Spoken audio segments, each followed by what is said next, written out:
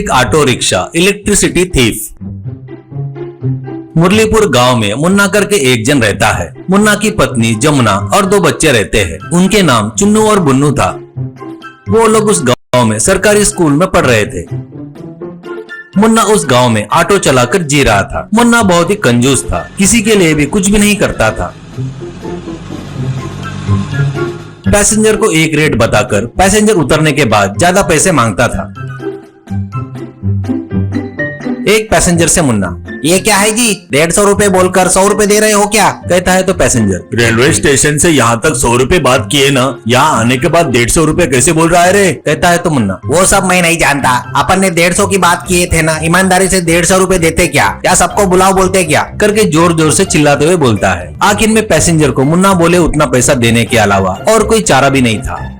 मुन्ना कितने लोगों से भी धोखा करके जितना भी कमाता था वो ऑटो के पेट्रोल के लिए बस नहीं होता था। एक दिन मुन्ना अकेले ऑटो में बैठकर, मैं कितना भी धोखा करके कितना भी कमाया तो ये खटारा ऑटो के पेट्रोल में ही जा रहा है, ऐसा कैसा करेंगे करके सोचता है।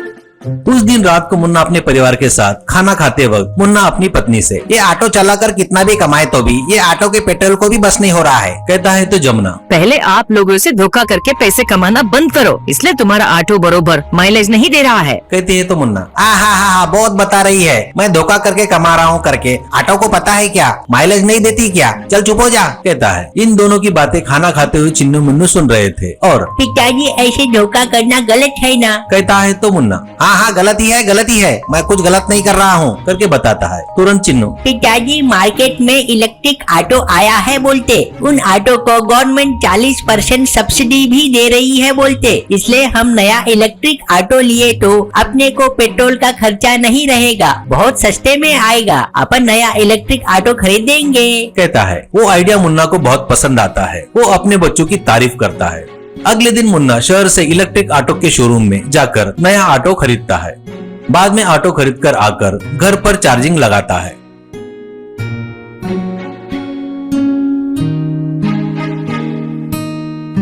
अब पैसेंजर को चढ़ाकर पहले जैसा ही करने लगा।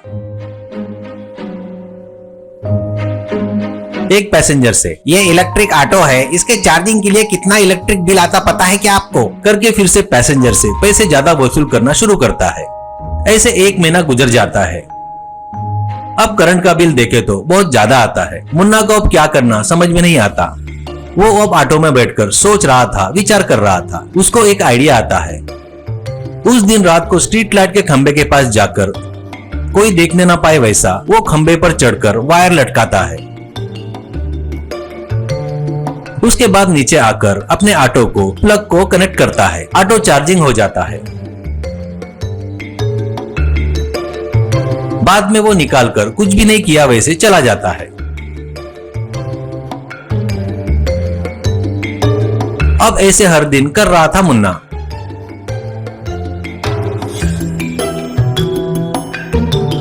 मुन्ना का 1 रुपया भी खर्चा नहीं हो रहा था। इलेक्ट्रिक ऑटो से पैसे कमाते हुए करंट का बिल भी न भरते हुए रहता है। एक दिन हर दिन के जैसे मुन्ना इलेक्ट्रिक खंबे पर चढ़कर कनेक्शन देकर चार्जिंग पर लगाता है। इतने में बहुत हवा तूफान आकर एक तार दूसरे तार से टकराकर चिंगारी निकलती है और ऑटो को आग लग जाती है।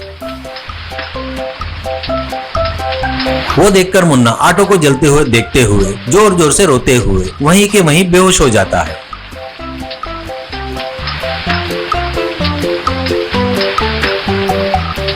बाद में मुन्ना घर जाकर पत्नी को और बच्चों को जो हुआ बताता है। वो लोग ऐसे चोरी वाले काम करने की वजह से ही ऐसा हुआ करके मुन्ना को समझाते हैं।